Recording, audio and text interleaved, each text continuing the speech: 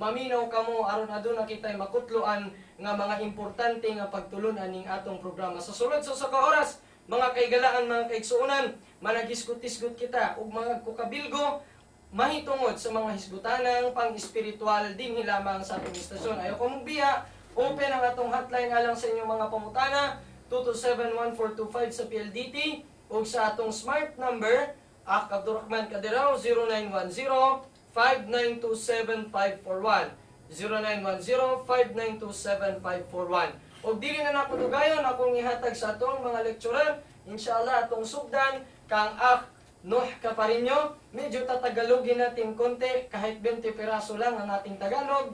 Nandito po si Nuh Caparinho upang magbigay ng kanyang pahayag. Alhamdulillahi Rabbil Alamin, wassalatu wassalamu ala asrafil anbiya wal mursalin wa ala alihi wa ashabi ajmain. Sa ngalan ng Allah ang mapagpalang mahabagin, ang lahat ng pagpupuri at pasalamat ay tanging sa Kanya lamang ang Panginoon ng sanlibutan. Ang kapayapaan, nawa at pagpapala ng Allah ay mapa sa lahat ng mga propeta, sa kanilang mga kasamahan, sa kanilang mga pamilya, at sa lahat ng mga taong nanatili sa matuwid na landas hanggang sa huling araw.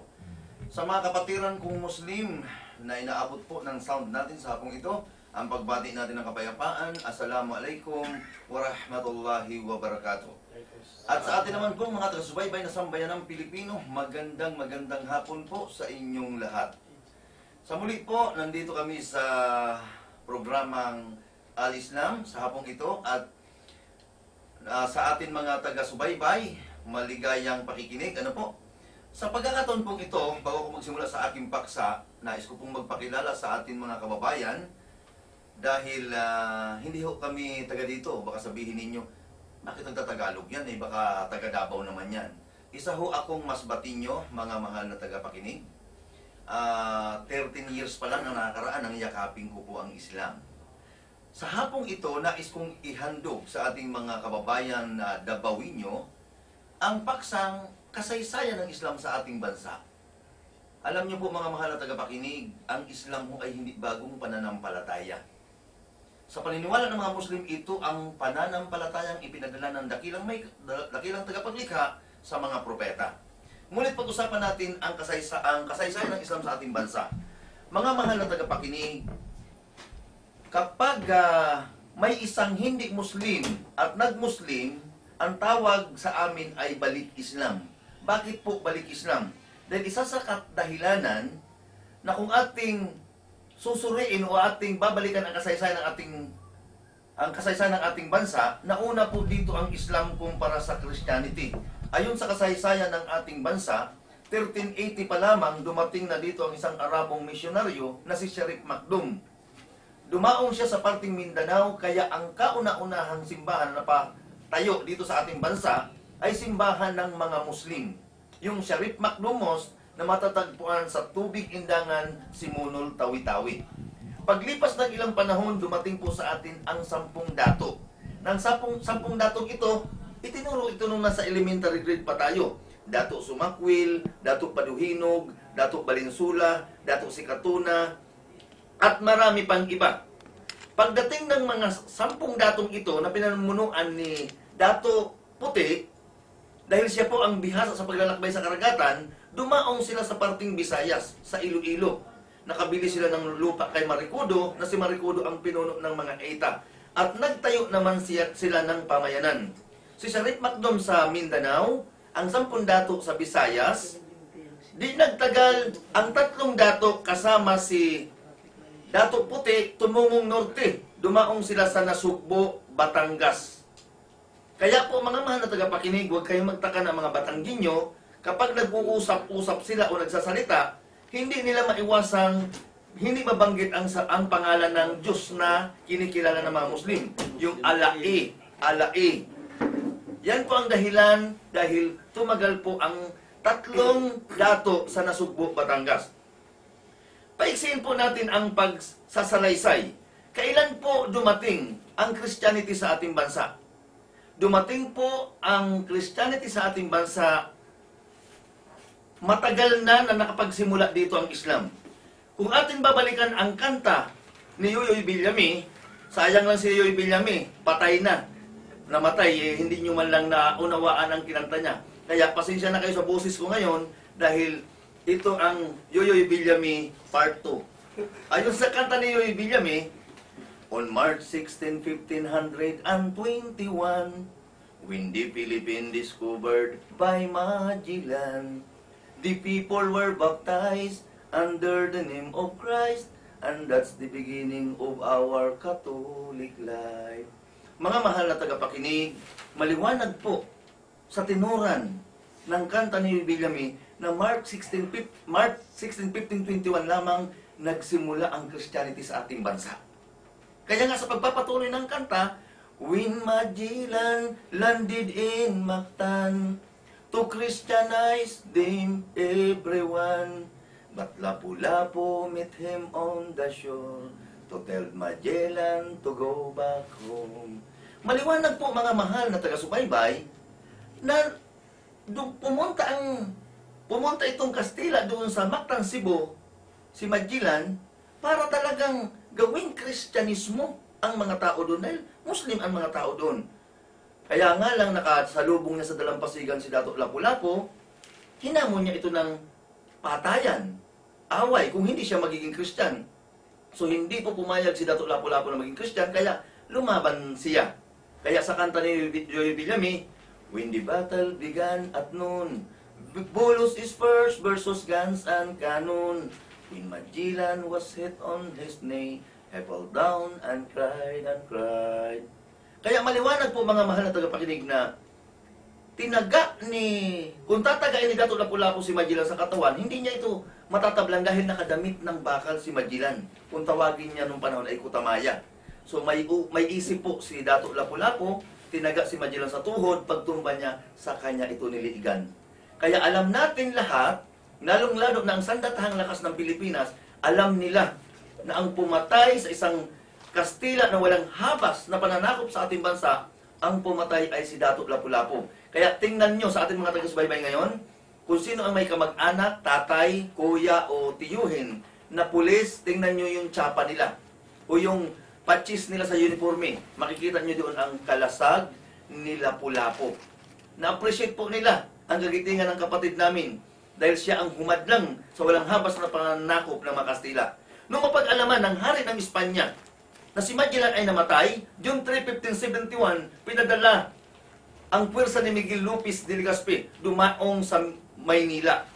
Noong time na yan, ang chieftain ng Maynila, si Raha Sulaiman. Sa Tondo, si Raha Lacandula.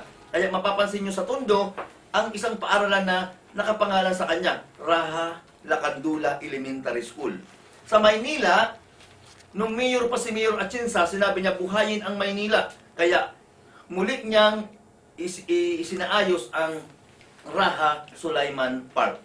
Mga mahal na tagapakinig, kaya ko po ipinaliwanag ang kaunting paliwanag sa paano nagsimula ang Islam sa ating bansa, dahil kung kami man na dating Kristiyano ay nag-Muslim, o ang mga tagapakinig natin ngayon ay gustong mag-Muslim, hindi po kayo magpapalit ng relihiyon, kundi babalik lamang kayo sa dati nating pinagmulan. At para sa inyong karagdagang kaalaman, kung nais po ninyong makuha ang buong detalye ng kasaysayan ng Islam sa ating bansa, maaari po kayong magtungo sa UP Los Baños para sa kumpletong detalye. Yun lamang po ang aking bahagi sa inyo sa hapong ito. Maraming salamat. Sa muli, una sa tanan, nagkapasalamat kami sa aton mahal nga Diyos sa tiempo nga ginahatag niya, kag kita ay nag-ululupod bisan sa pakikinig man lamang. Although sinabi ni Brother Abdurrahman, taga Iloilo ako, but I believe, napansin ko na mas majority ang Bisaya, ang Cebuano kaysa sa Ilonggo. Kay para sa tanan, para sa Ilonggo kag sa Cebuano, kag daw tanan-tanan sila kay baluman sang Tagalog, Tagalogon na lang naton. Okay. So mga mahal na kapatid, napakinggan ninyo ang very brief na paliwanag ni Brother No hinggil sa brief na kasaysayan ng Islam sa Pilipinas. Ngayon ang nais ko ring ipaliwanag sa ating mga listeners na ang mga Muslim hindi tinatalikuran o nire-reject si Jesus Christ, peace be upon Him. Marami sa ating mga kababayan ang nag-aakala na ang akala nila ang mga Muslim hindi naniniwala kay Jesus Christ. Mga mahal na tagapakinig, kung mayroon sa inyo ang nag-expect ng ganito na that Muslims do not believe in Jesus, paki-correct lang please. Ito ay malaking misconceptions dahil ang katotohanan, hindi ka tunay na Muslim kung hindi mo susundin, mahalin at igalang si Hesukristo bilang isa sa pinakadakilang propeta ng Panginoong Diyos. Kaming mga Muslim naniniwala na si Hesukristo nalikha na walang tatay o ama. But it does not mean na kung wala siyang tatay, tatawagin nating anak ng Diyos. Ang dapat nating malaman, mga mahal na tagapakinig, na ang Panginoong Diyos kailanman hindi siya nagkaanak. Dahil kung gusto ng Diyos lumikha ng isang tao o ng isang bagay, Kanya lamang sasabihin, be and it is mangyari at mangyayari. So, ang dapat pa nating alamin, malaman na ang Panginoong Diyos na siyang tagapaglikha nating lahat sa Kanyang kadakilaan at kapangyarihan, nilikha niya ang tao sa iba't ibang pamamaraan. Pakinggan natin mga mahal na tagapakinig. Unang-una, ang Panginoong Diyos lumikha ng tao, walang nanay at tatay na pinagmulan. Sino ito? I believe tayong lahat ay magkakasundo kung sabihin natin na si Adan ang kauna-unahang taong nilikha na walang nanay at tatay. Pangalawa, ang Panginoon lumikha ng tao galing sa babae na walang lalaki na pinagmulan. Sino ito? Si Hesukristo galing kay Virgin Mary. At lumikha din ang Diyos ng tao galing sa lalaki, walang babae na pinagmulan. Sino? Si Eva galing kay Adan, sa tadyang ni Adan. At lumikha ulit ang Diyos ng tao galing sa lalaki at babae, tayong lahat. Kaya sa Islam, mga mahal na kapatid, ang aming panawagan sa inyo na sana magkaisa tayong lahat. Sumamba lamang tayo sa tunay na Panginoon. Ang Panginoon ni Adan, ang Panginoon ni Eva, ang Panginoon ni Maria, ang Panginoon ni Jesus Christ, at ang Panginoon nating lahat-lahat. Dahil ang katotohanan, mga mahal na tagapakinig, ang lahat ng kasalanan na nagawa ng tao, kayang patawarin ito ng Panginoon. Pero ang kasalanan o gawain na hindi mapapatawad ng Diyos kailanman ay ang sumamba tayo maliban sa Kanya, o bigyan natin siya ng katambal, o gagawa tayo ng mediator kapag tayo ay nananalangin. Ang Panginoong Diyos, pinakamakapangyarihan, naririnig niya ang lahat, nakikita niya ang lahat, nalalaman niya ang lahat. Kaya kung tayo ay sasamba sa Kanya, kailangang diretso, walang taga-pamagitan. At of course, ang mga Muslim naniniwala rin na si Jesus Christ gumawa ng maraming milagro o kababalaghan, katulad ng binuhay niya ang patay, pinadilat ang mata ng bulag, pinalakad niya ang mga pilay, pinagaling niya ang mga may kitong, at marami pang iba. Subalit, ang mga milagrong yaon, hindi niya ginawa sa sariling kanya, kundi sa kapahintulutan lamang ng Allah o ng Panginoong Diyos na nagsugo sa kanya. Maging si Jesus, ang sabi niya, ang lahat ng ginagawa kong ito, hindi saganang akin, bagkus nagmula sa Diyos na nagsugo sa akin. Kaya crystal clear, napakalinaw mga mahal na listeners, na nagampanan ni Jesus Christ ang lahat ng kapangyarihan hindi sa sariling Kanya, subalit ipinagkaloob lamang ng Allah o ng Panginoong Diyos na nagsugo sa Kanya. Actually sa Quran, may mga himala din na ginawa si Jesus na hindi ito naririnig ng ating mga kapatid na Kristiyano. Katulad halimbawa, ang kauna-unahang himala o milagro na ginawa ni Jesus Christ, mga mahal na tagapakinig, noong siya ay bata pa lamang, kalong-kalong siya ni Birhen Maria.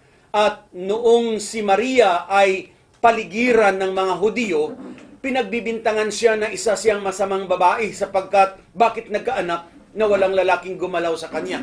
So ang ginawa actually ni Virgin Mary, inilapag si Jesus Christ sa duyan at kanyang itinuro. Kaya ang sabi ng mga Hudyo na nakapaligid, papaano namin kakausapin ang isang sanggol na nasa duyan pa lamang? Subalit walang imposible, sapagkat doon ibinigay ng Allah o ng Diyos ang kauna-unahang milagro kay Jesus. Kaya nagsalita si Jesus Christ, ang malapit na kahulugan, sabi niya, huwag ninyong pagbibintangan na masama ang aking ina, sapagkat ako'y nilikha ng Allah. Sa pamamagitan niya, itinuro niya si Maria, upang maghatid sa inyo ng magandang balita.